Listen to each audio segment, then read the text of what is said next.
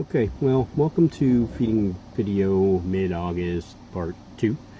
We're going to start with 2 quick updates for now. This is the carabiner versicolor that molted the other day. I said I wasn't really quite sure if he matured. Well, he definitely did. I don't see the tibial hooks, which kind of surprises me, but his pedipulps do have the emboli on them.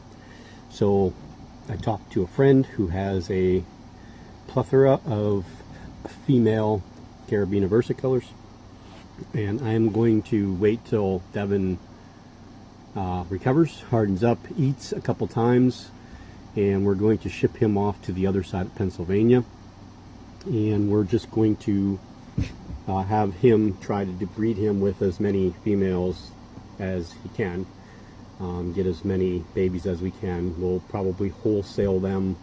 I'll keep a handful, probably a dozen, and then we'll sell the rest. Also, as he's going across Pennsylvania, there'll be a male coming the other way from that side of Pennsylvania to me, which is a mature male Poecilotheria subfusca. So we are going to try and breed his mature male with my female and see if we can't get my female to lay a sack for us. And we'll do the same thing with those. I will keep a handful. I will give Keith half, or wholesale them and just split the money with him. Whatever we decide we want to do when we get to that point, we'll work out those details. So yeah, in about 2 weeks, roughly maybe 3 weeks, I will be without a carabiner. It'll be a first time in 3 years that I haven't had one, because he's been with me for that long. It's kind of upsetting, but looking for new adventures, and hopefully we'll get some of his offspring. Imagine 4 females. If he actually survives all 4 and all 4 of them lay sacks, there could be quite a few hundred little babies. So that'll be pretty cool that he'll be putting more little baby versicolors out into the world, and we'll see what happens. But definitely mature. He's all stretched out. Well, he was all stretched out before I moved him down here. So he was like stretched out here all the way up to here. He was all out, nice and straight and flat. So I'll bring out the other update. Okay, so anybody that's watched my channel knows how much I like the Salmotes pulchers. They are definitely my favorite species of all. This is Salem. Salem has been with me for a little over 2.5 years as a little sling. This is a female. It was confirmed the molt before this and reconfirmed on this one. So we are definitely a female, not mature yet, but definitely a female, molted yesterday. So you could see the change in her abdomen, more black in the bottom, and she's getting that tannish rest of her abdomen color. So we'll look forward to seeing more of her. Another 1.5 weeks, 2 weeks, we'll give her a feed, see how she recovers. I guess the bigger that they get, which is pretty synonymous with pretty much all species, the longer it takes them to really recover. So I would advise, to give them at least 10 to 14 days before you try feeding an adult or sub-adult size spider. And a little less, maybe 10 days for a juvenile. And most slings you can generally feed 3 to 4 days after they molt. But yeah, she's definitely my favorite. Just adore this one. All right, let's get on with some feedings. Okay, so we'll start the feeding for part 2 with Miko, the Nandu cyaneopubescens. This will be her or his second feeding post-molt. That's a waxworm. I picked up a thing of waxworms the other day.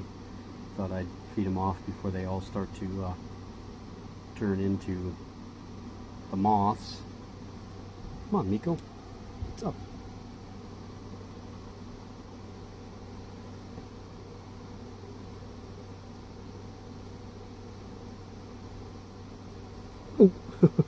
Got the tongs. Worms underneath you.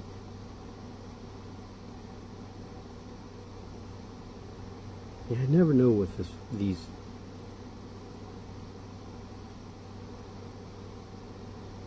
With the worms.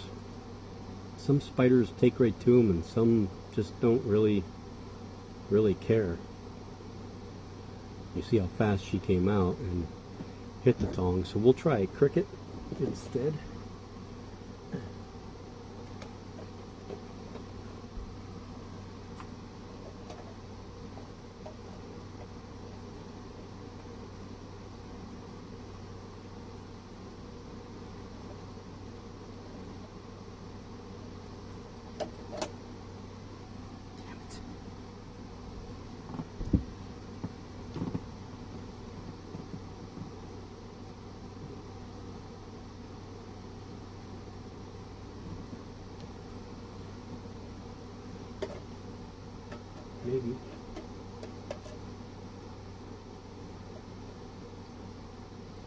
Maybe we'll try cricket. Oh yeah, she come out to that one real quick. And you can, if you see that little droplet right in front of her, that's a venom droplet.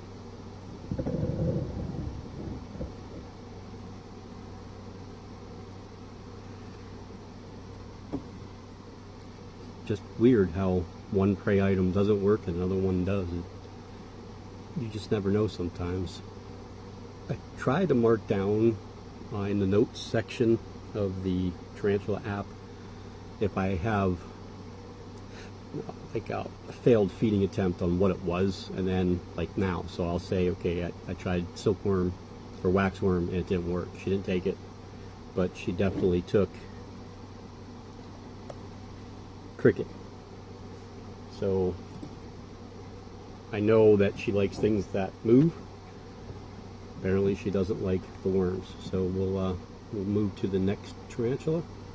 This is the male Appalachius campostratus. We're going to go with a dubia. He wants to eat it. Now he needs to feel it again. And we have the very typical, let's play dead dubia.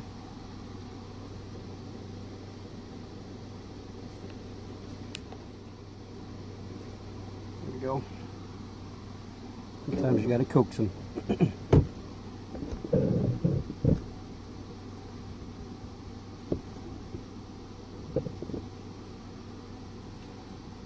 Quite striking tarantula, actually, and it's only going to get prettier as it gets bigger, even though it's male.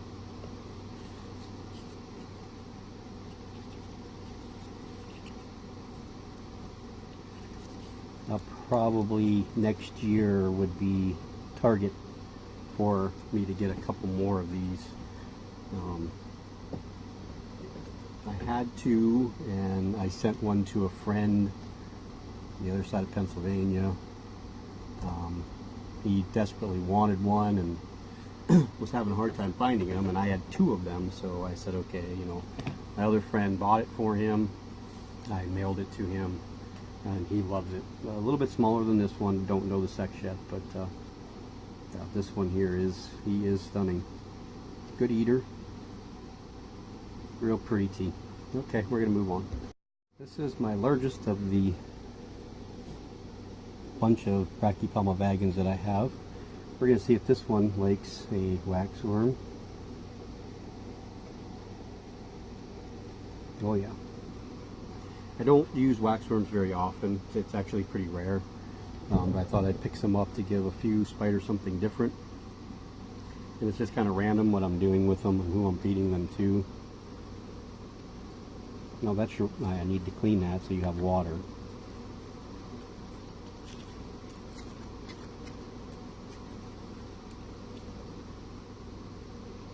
Yeah, well, now you are in the spot where your water dish goes. I guess we'll move that over here. Yeah, I know. This is a suspected female. Probably will come over here to the water. Maybe not. Generally likes to attack the water bowl. Okay. Let's get some more teas in. Okay, here's one of my favorite eaters. This is the Lasiodora parahybana. She is an absolute nut job. One of the most skittish spiders I have, but one of the best attackers too. See what I mean? There's like no hesitation when food hits the floor. Need to do like a compilation video of a bunch of her takedowns, so I'm gonna start keeping some of the snippets of some of certain spiders, and then like she would be good with a whole bunch of takedowns to like bodies hit the floor from, is that drowning pool? What thing's that? I think that's who it is. That would be a good one, because once anything hits her floor, it's in her mouth. I guarantee if I put my finger on the floor right now, she would attack that. We'll see if she attacks the water.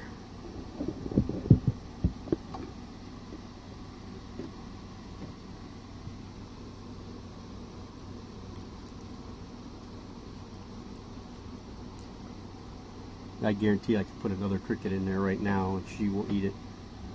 So on that note, let's see if I got a smaller one. Yeah, I do. We'll give her a second one.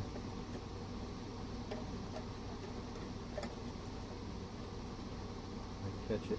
There we go. And we'll see if she'll take two. Absolutely she will. So between her and my Acanthoscurria geniculata aren't big enough yet to be hammers. I mean, they do hit their food, don't get me wrong, but once they get to be her size, they're going to be really, really good entertainers too. Right, she doesn't have that black that they'll get. The Lasiodora parahybana, she's still pretty brown, but I actually like this phase of them. I haven't had one bigger than her. This is the first LP, well, second one I've had. First one died in a molt. But yeah, so you know, she's one of those ones that'll go in one of those bigger enclosures when that time comes. She'll move out of this into probably one of those 7-liter, the shoe boxes next, and live in that for a molt or two, and then move to the permanent big home after that. By then, hopefully, I will be, my inventory, I should say, will be a lot less than what it is, so that I can have some bigger enclosures with some spiders. I want to try to be around the 50-60 range, which means that that's about half of the collection that needs to go away. I'm going to try and concentrate on some certain things: brachyes, Psalmopoeus, Poecilotheria, and then a handful of, you know, other stuff. She's going to web them up to make it easier for herself.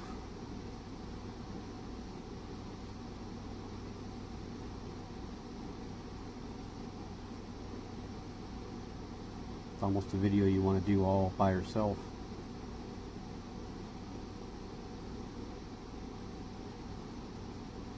Before this molt, she lived under her rod, or under her log there. Now she filled it all in with dirt and is up on top all the time. She is much bolder. Not going to be fun to rehouse. As you can see, not a hair flicked off of her. 90% of my spiders are that way, even probably more. You know, the ones, the New Worlds that do actually will flick hair. I don't mess with them to the point where they have the necessity to do that. Now, when you rehome them, of course, they're gonna flick. The vagans did. One of my albopilosums did. So, matter of fact, the Baumgarteni did when I put that one in the home the other day. So, okay, let's. Oh, well, I got her. Hold on. We're gonna cover her up, and I'm gonna move you guys because there she is. She come out, got her waxworm. Boy, she's just unbelievably stunning. That, see, she doesn't have the prominent yellow on her legs. You can see the beginning of it right there. The larger one, Bantu, does. I fed Bantu earlier a waxworm also, just a small treat.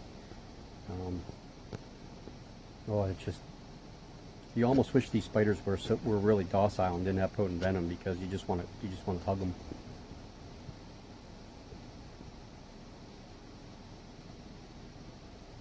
I mean, I wouldn't actually mind if my collection were just Tarantula, the Chordatus lugardi, the murinus, you know, the DCF murinus, or the different, actually they're not really dark colored forms, because they're not really color forms, they're more of a locality. Like Tete is like a darker colored form, and I think there's a species from the Kilimanjaro area that's a little bit darker.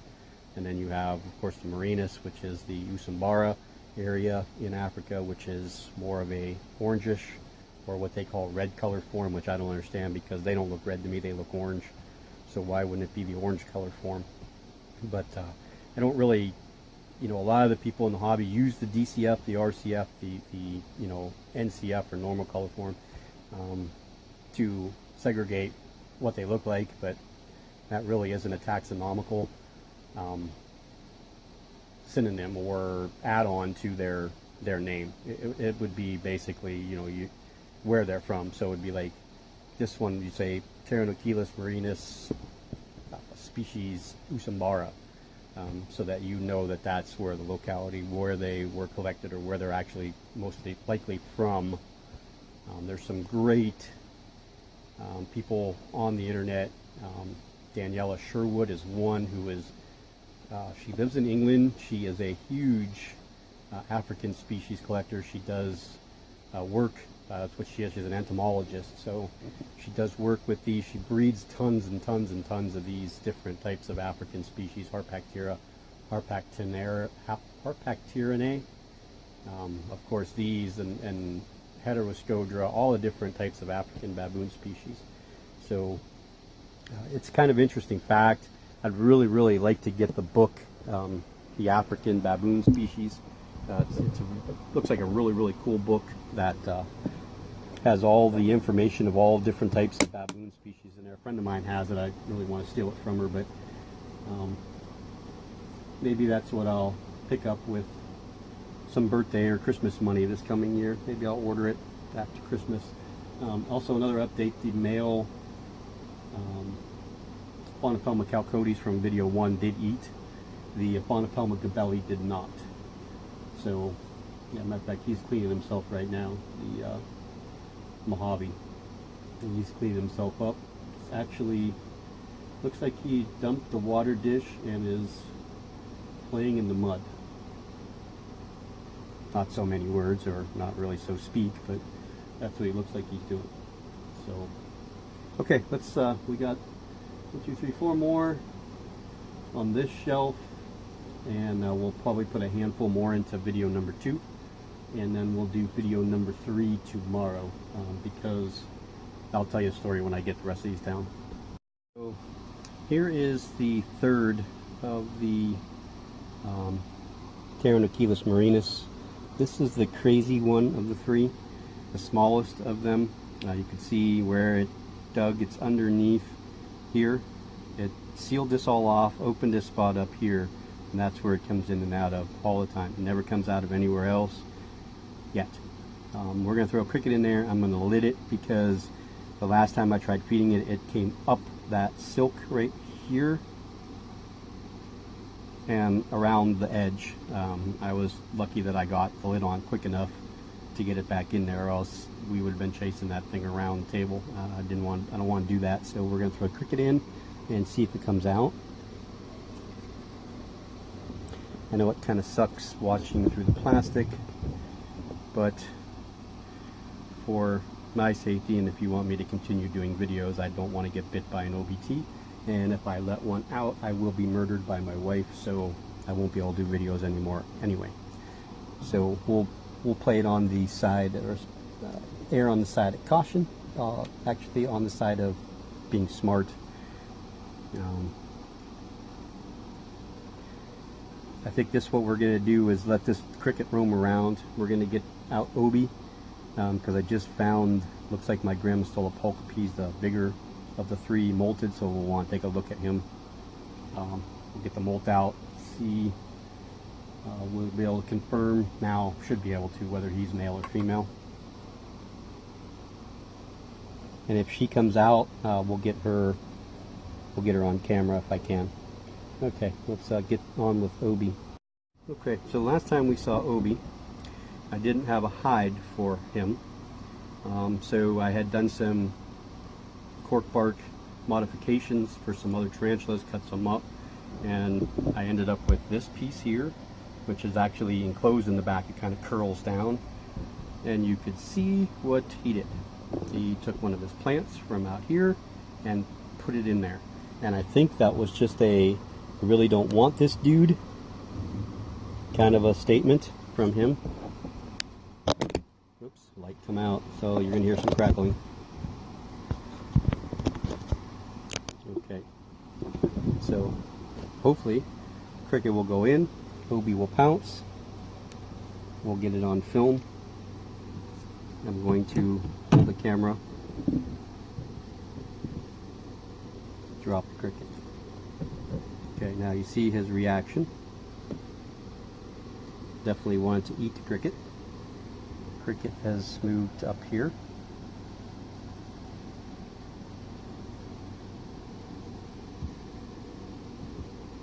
Good night. That's Obi. Brachypelma hamorii, Mexican red knee. We're going to get a water dish change. That one's about done. Okay, well, we're going to get down Anacanenis, the male, well, suspected male Grammostola pulchripes, and see what we look like now we're molted. And that would have happened either last night or today.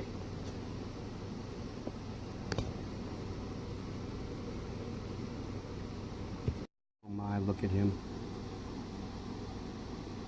He's really got the black now, black abdomen. Still a little translucent. I hope he blackens up. Look at the vibrant colors on his legs.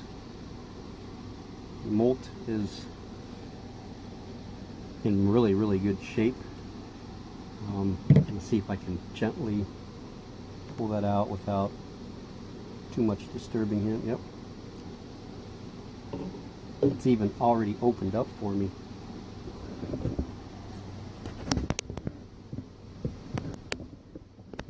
So what I'm going to say here is that anybody out there that watches my videos, if you do not have one of these Grammostola pulchripes, I know I've said this about other species, but I'm going to highly, 100%, I will recommend this tarantula every single time to anybody that wants it.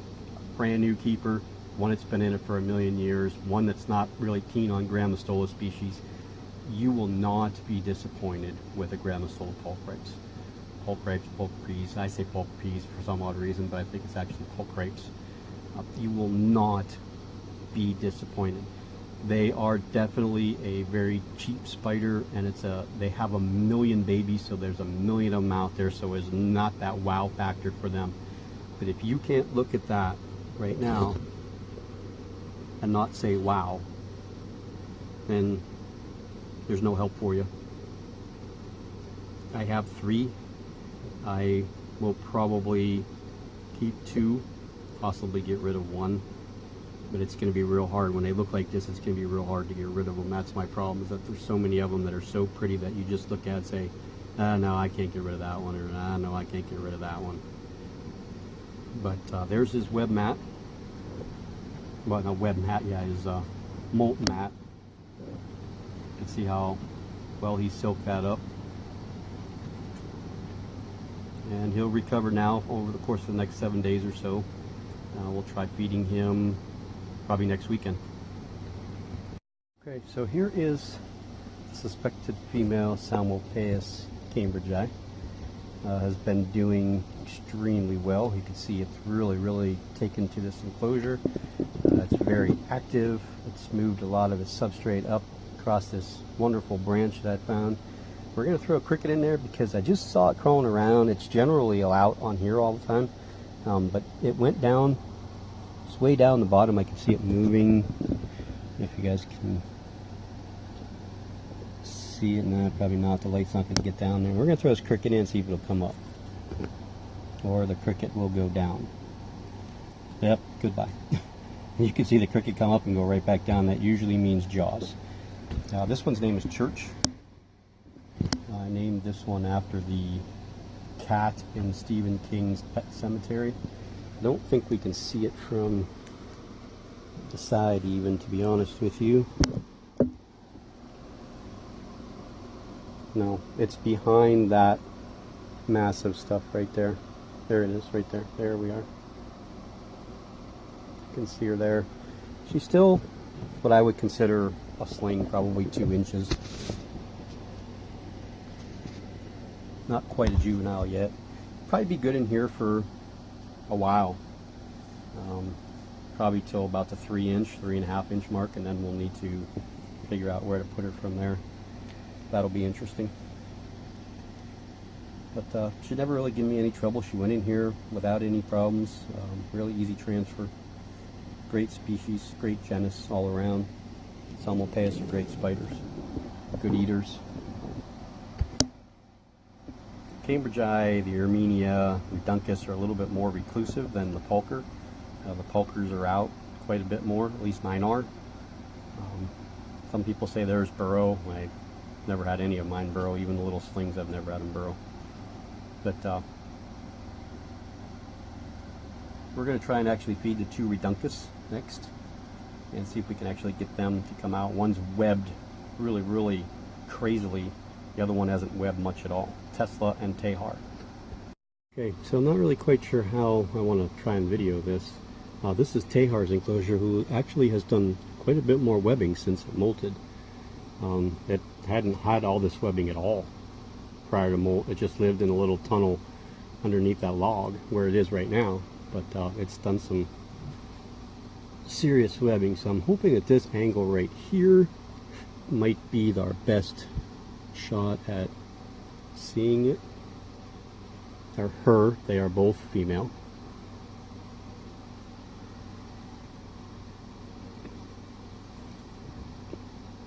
I don't really want to follow the cricket, so we'll kind of leave it right here. You can see the burrow entrance right there at the very bottom.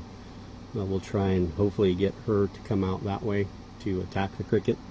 They have only eaten 1 small mealworm each since they molted. This is actually the first big feeding I've done with them. They're pretty active in the evening. And we're in the middle of rain right now, not thunderstorms, so we're not seeing that crazy behavior from my arboreals that I've noticed. But we are having rain. If we do get thunderstorms, then I would expect to see that behavior again, especially from the Tapenikenia species Columbia. These 2 are very, very vibration sensitive. They don't like their enclosures messed with at all. So I have not yet got a really good feeding out of them on camera. You guys are watching Tehar. I'm going to get the cricket for Tesla, and we're going to go ahead and pan off of Tesla or Tehar and get Tesla's enclosure here. Now this one's going to be a little bit more difficult to figure out where to actually see her. She is right there. So maybe, I don't know, we're gonna try and maybe get a down feeding, see if we can get it to come up and get the cricket. Reduncus are really, really nice looking spiders too. Again, they're brown. Costa Rican orange mouth is their common name.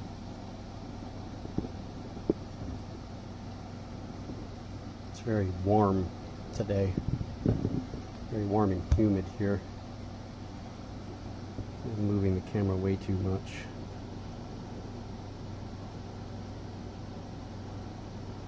They're not show-off eaters. They don't really. They always seem to like eat when I put them back. You know, I put them back and then I'll look like an hour later and they'll both have the crickets. But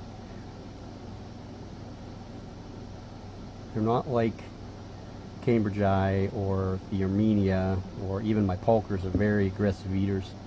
These 2 seem to be a tad bit more reclusive. than the other ones. The other salmos anyway, the other ones that I have. There are 4 other species, and then there's a 5th now, which they're calling the black ecclesiasticus. So you have the Salmopaeus ecclesiasticus, the Salmopaeus victorii, the Salmopaeus, I'm going to forget that one. I shouldn't. I can't remember the other 2, actually. Goodness. I apologize, I can't remember them. Because I don't have them, so I don't see the names often enough for me to remember. I should, because I want them. The Victorias, they're really, really pretty. It's like the 2-tone colored front legs to back legs, so like half the legs are black, the other half are red. Really cool looking. Ecclesiasticus. I'm going to have to look them up now because it's going to drive me crazy. Okay, well, it doesn't look like we're going to get these 2 to eat, so we'll move on to a couple more to conclude feeding video 2. And then I'll tell you the story of the idiotic thing I did the other day. Okay, here's another quick update. I'm not really quite sure how much you can actually see. There is a molt down the bottom, and there is spider right there. There's the back end. You can see right there. You know how hard it is to actually use this pointer when you're not looking at it, you're seeing it through the camera. It's kind of weird, but there's the molt. I've been waiting for this one to molt for a while. I'm going to try and steal that. This is the sooretoma, suspected female from the last molt. That's going to be kind of difficult to get out of there without killing, because you can see that tunnel tube goes all the way down. That's going to be a tough one. I really don't want to ruin the webbing, so I may just give up on this one, and if it decides it wants to throw it out, then we'll take a look at it. But the Salmopaeus erminia is not ready to eat. That one's in pre-molt. The Costopostotheria smithi molted the other day, and the Tigrin and Wasseli molted the other, or is in pre-molt as well. So we're going to finish the video with I'm going to show you the Babicurus jacksoni that molted the other day, the regular morph. I'll bring that one down, try and feed it a little baby cricket. And we're going to feed Arkham, the female Chromatopelma cyaneopubescens, suspected, not confirmed yet. They're at that size. They're difficult to nail down for sure, because GBB's spermatozoa is fused, so, and it's smaller than most other species, so it's not as prevalent. So you kind of see it as like a white translucent pocket in the beginning, and then it develops as the spider gets bigger, of course. So we'll get those couple things down. We'll end with those. I'll probably we still have a good 15 or so spiders to feed, which we'll do on feeding part 3, which will be done tomorrow. I need to stop and get some small crickets, very, very small crickets. And while we're feeding Arkham, I'll let you know why. Okay, so I thought I would do a real quick update on, this is the Solo Belfori. He's really done a number on his enclosure. I don't really like where he's at. It's not really what I expected him to do, but that's how he chose. He is like at the very lip of the enclosure. He was fed the other day, so he doesn't need to be fed, or she. I'm going to try and shoot a ventral shot since she's sitting there, which is kind of convenient. As you can see, the amount of digging that it has done underneath that decor all the way back. There's a tunnel all the way back, and then it opens up and comes out this side. So I'm going to take a couple pictures that I can blow up. Actually, I might even wait and just put the I probably will. I'll just put the macro lens on and get some close-up pictures and see if we can't try and ventrally sex this one. So let's I was going to try and feed this one, but I forgot. I just looked at the sheet. It was fed 4 days ago, so it doesn't need to be fed again. We'll get down the Lasiodorides, polycuspalatus, and the GBB Arkham, and we'll finish with those two.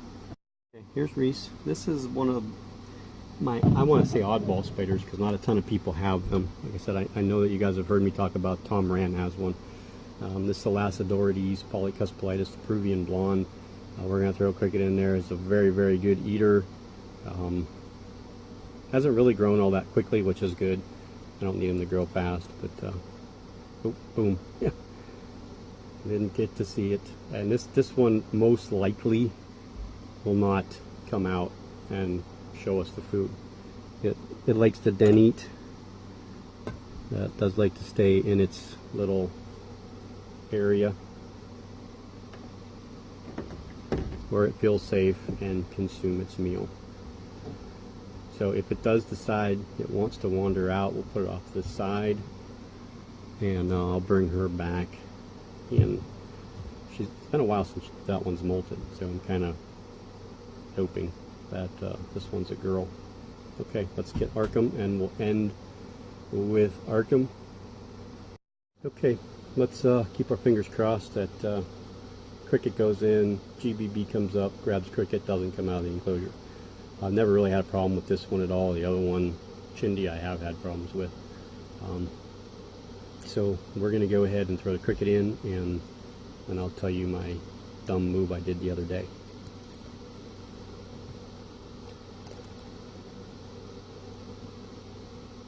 Okay, now find your cricket. Find your cricket. It's definitely not going to be out of the enclosure. It went below.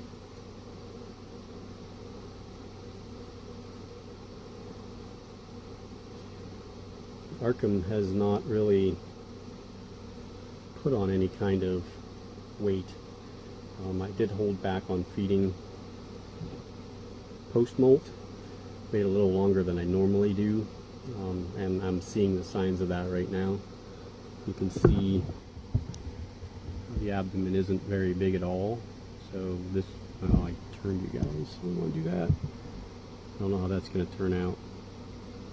I hope it doesn't flip you guys in the video where it goes from vertical to horizontal, or horizontal to vertical, and then back again.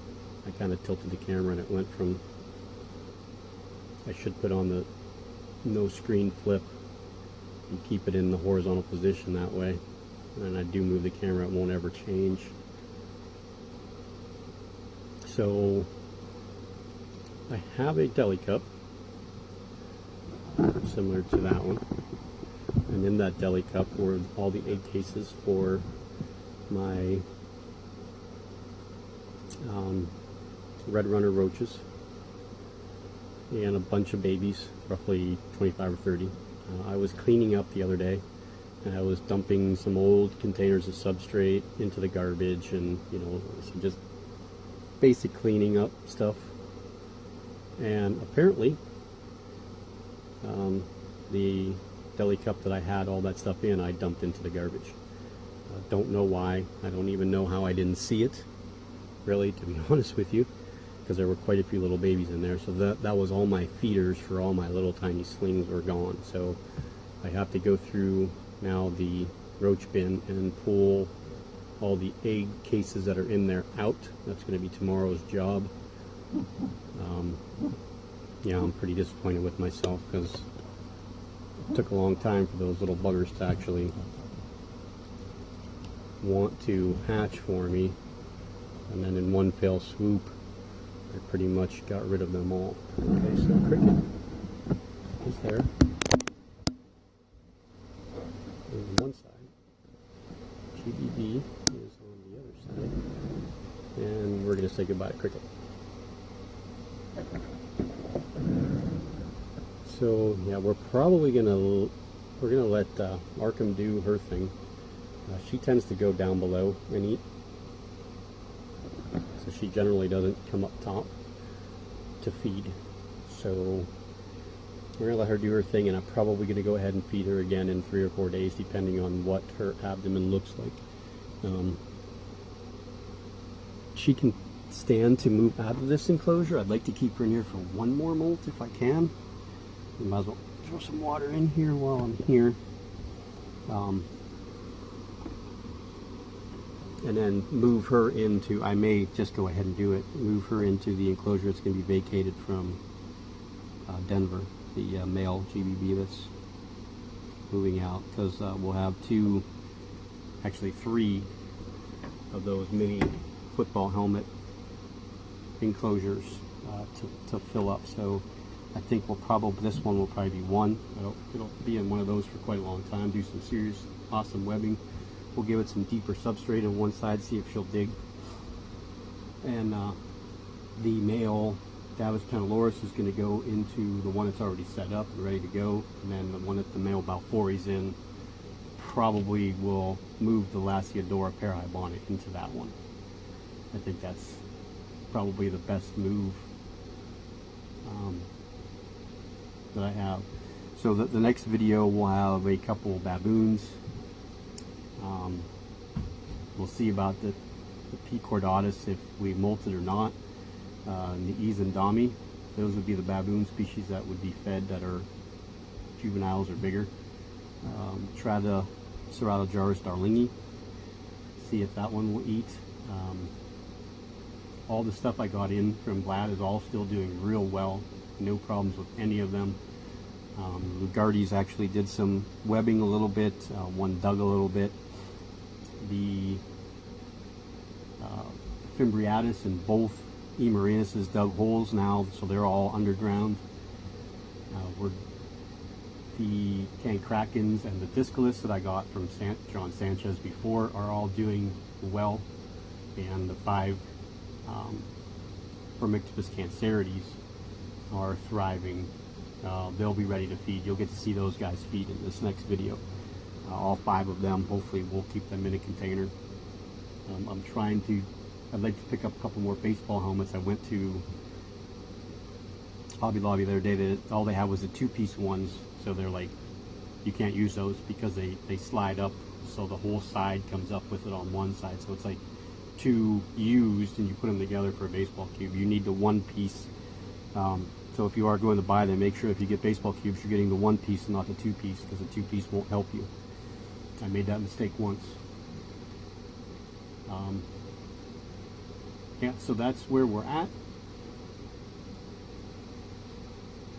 If we can get some eyes on the sooretoma, I'll try and watch that one and see if we can't get it on film. It actually is pretty reclusive. It stays down at the bottom, which is pretty odd for a carabina or a vicularia species. Generally they're more up to top. That one is down all the way at the bottom. It has burrowed into the substrate and ran that cork, its web tube all the way up. We got about 10 days to feed that one. Oh, you guys wanted to see let's try and feed that baby Curus jacksoni. That one needs to be fed. So we'll end it with that one. Just because she came out. This is Reese. This was the Lasiodora polycuspalatus. One of my favorite spiders. Again, I'm still trying to gather pictures of some of these as adults, so that when I talk about them and you have no idea what they look like, instead of you having to Google them and look them up, I'll actually be able to link a picture, put a picture in there. So I thought I'd hurry up and give you guys a shot of her, because I'm going to use her as a stand to get the baby Curus jacksoni up high enough to film. But yeah, that's her, Reese. Sorry, I hit pause or stop. Yeah, I do like peanut butter cups, Reese's peanut butter cups, just so you know. I can't eat them a lot because I have a sensitivity to peanuts. Not really an allergy, but I get stuffed up sometimes if I eat too much peanut butter. But I do like them. So that's what this one's named after. It's not really a blonde kind of a name, but maybe it is. If you see a girl named Reese, she's probably going to be blonde. So, okay, let's get to the jacksoni, and we'll end there. Okay, this guy, girl, I think this is a girl. If, from what I have been told, I'm not a scorpion guy by no means, so with the Babycurus genus of scorpions, you can tell between male and female by their pinchers. If you imagine a straight, narrow pincher in the end is a female. If you see like a bump or a bulb on that, again, the term is escaping my mind. I'm going to have to do a little bit better job of doing research, writing it down, so that when I do these videos, that stuff is going to be in front of me, so I don't look like I don't know what I'm talking about. Sometimes I really don't know what I'm talking about, but you don't need to know that. I think this one's a female because the pinchers are very skinny and narrow. I seen a picture of another one of these about the same size, and you can already see that bulb on the pincher. So that would be a male. So who knows? I think these have to be bred. They're not parthenogenic, where they'll just have babies on their own without mating. So we're going to throw this little cricket. I do have some little crickets. I'm going to get rid of some of these on some spiders that you guys really can't see when I film them anyway. Probably the chelobractes, cancracans, and stuff like that. I'll probably feed those little tiny crickets off. There's like 6 of them. I don't generally film them anyway, so. It's been about 6 days since he molted, and with the Babicurus, and I don't know if this is synonymous with a lot of scorpions, but I know these ones for sure, and like the Centrides gracilis, I think, are the same way. They need something vertical, you know, because they molt hanging like on the bark, and then they leave it there. So when this one molted, I'm going to turn and show you. When this one molted, it molted on that back section there.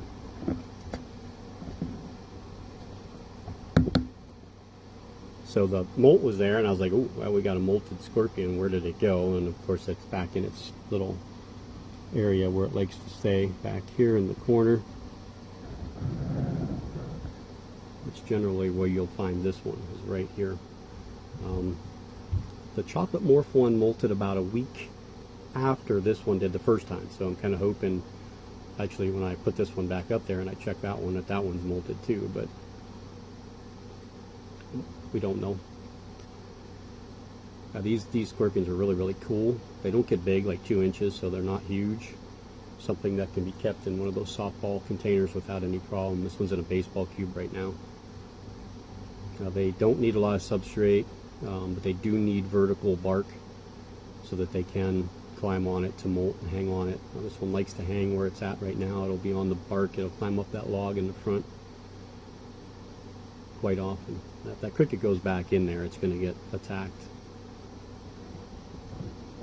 This one didn't feed the last time I fed it, probably because it was getting into that pre-molt. Now, I never really paid attention to scorpions on, you know, when they fast or not, because I feed them once a week. If they eat, they eat. If they don't, they don't. I wait till next week, feed them again. I wouldn't mind actually having more scorpions, but I have to have a lot less tarantulas to have more scorpions. And, you know, I don't want anything like the Asian forest scorpions. We already have 2 here. And then I have the Opisthothalamus wildbergi. There's a couple other ones that I've seen, the franzeneri. I can't remember the genus name of it, but that one looks pretty cool, and you know, I wouldn't mind one of those the death stalkers. It'd be kind of cool to have. They don't get very big, and that's kind of synonymous also with scorpions. The smaller ones are the ones that you really got to watch out for, and it's usually the pincher size. You know, when they're skinny, they're a little bit more toxic than when they're bigger. Like your Asian forest scorpions have big, huge pincers. Your I can't even think of the other popular black scorpion. That one, again, my memory is junk. The emperor scorpion. I don't remember the scientific name for it, but that one, because of so many of them were exported, and then the exporting went bye-bye. They weren't letting them be exported anymore, so now they're, you know, you used to be able to get them for $20, $25. Now they're $100 a piece, and more and more people are breeding them, so we're seeing more and more out there again, so the prices should come down, but I wouldn't expect that to happen for a good year. You won't see them any cheaper than $50 right now.